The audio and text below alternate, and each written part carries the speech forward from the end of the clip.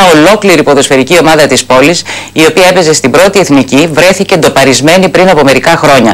Ο κύριος Ζαχίνης εκλήθη από τον εισαγγελέα, στον οποίο δήλωσε ότι δεν διαθέτει στοιχεία και πως η πληροφορία του προέρχεται από έμπειρο ποδοσφαιρικό παράγοντα.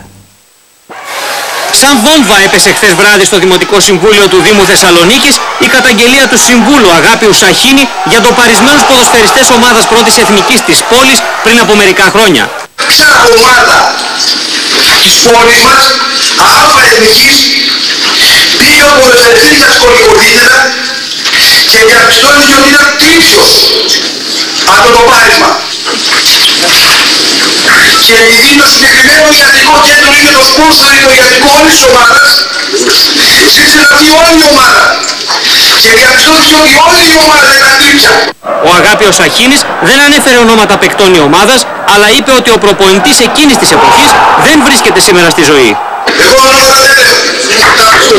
Λέω λοιπόν, σε αυτό το ιατρικό κέντρο, αυτή η ομάδα και ο προπονητής δυστυχώς αυτής της ομάδας σήμερα δεν ζει. Η βόμβα που έριξε ο Δημοτικός Σύμβουλος προκάλεσε την άμεση παρέμβαση του εισαγγελέα πρωτοδικών Βασίλη Φλωρίδη, που τον κάλεσε το πρωί να καταθέσει ό,τι στοιχεία γνωρίζει.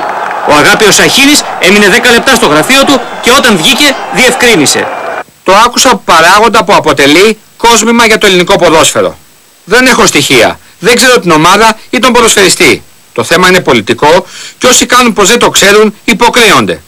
Αναστάτωση προκλήθηκε στη Θεσσαλονίκη αφού όλοι έψαχναν να βρουν ποια ήταν η ομάδα με τους ντοπαρισμένους ποδοσφαιριστές, αλλά και ποιος παίκτης είχε κάνει εγχείρηση σκολικοειδίτιδας, κάτι που δεν βρέθηκε.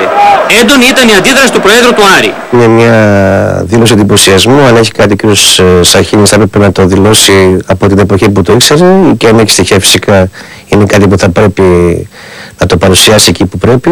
Δεν θέλω να σχολιάσω άλλο. Θεωρώ ότι είναι βλακίες οι οποίες χαρακτηρίζουν αυτούς που τις λένε. Αυτός που λέει κάτι πρέπει να το δικαιολογεί κιόλας. Πληροφορίες μπορεί να λένε όποιος θέλει. Η τοποθέτηση του Αγάπιου Σαχίνη στο Δημοτικό Συμβούλιο έγινε κατά τη διάρκεια συνομιλίας του με τον απολυθέντα αντιπρόεδρο του ΕΣΚΑΝ, Αστέριο Δελιγιάννη.